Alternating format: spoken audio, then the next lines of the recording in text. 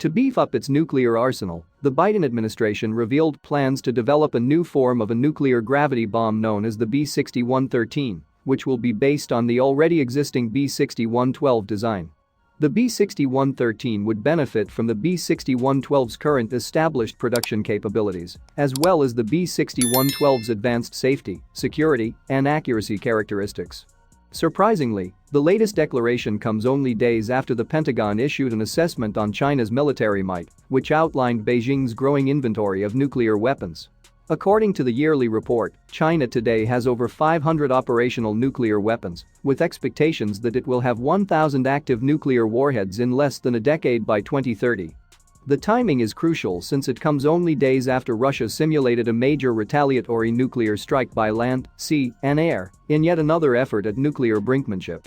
The B-6113 would be deliverable by modern aircraft, strengthening deterrence of adversaries and assurance of allies and partners by providing the president with additional options against certain harder and large-area military targets, according to publicly available information of the weapon.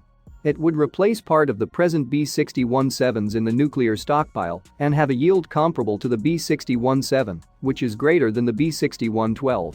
The B-61-12 serves as the foundation for the new design.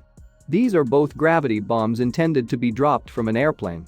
These bombs lack a guiding mechanism and hence follow a ballistic trajectory. The new weapon is intended to build on the Obama administration's B-61-12 life extension program, which is currently in place. As newer technologies emerge, the obsolete B-61-3, 4, 7, and 10 variants are combined. The first B-61-12 production unit commenced operations in November 2021, and production is projected to continue until the end of the fiscal year in 2025. According to reports, the B-61-12 has a maximum output of 50 kilotons. Because the B-61-12 and 13 are just converting old bomb warheads into new housings, they are not technically new nuclear weapons that contribute to the stockpile. The B-61-13 will have a yield similar to the B-61-7, which is higher than that of the B-61-12, according to the datasheet. The B-61-13 will have the B-61-12's modern safety, security, and accuracy features. For context, the B-61-7, like other B-61 variations, has a dial-a-yield design, which means it can be set to detonate with varying amounts of explosive strength. This is one of the more powerful B-61 models. In a statement on the Federation of American Scientists website, analysts Hans Christensen and Matt Korda estimate that the B-61-7 can detonate at 360 kilotons, a major advance over the 50-kiloton B-61-12.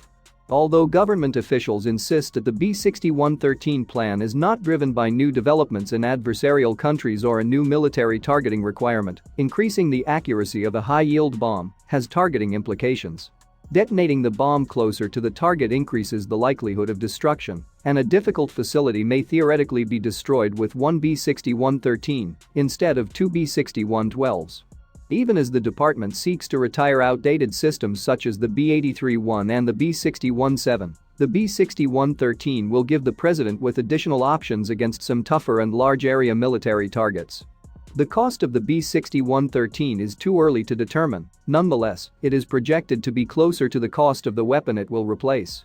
According to the Federation of American Scientists, the B-61-13 would be kept for U.S. military use solely and would not be supplied to U.S. allies, particularly NATO partners.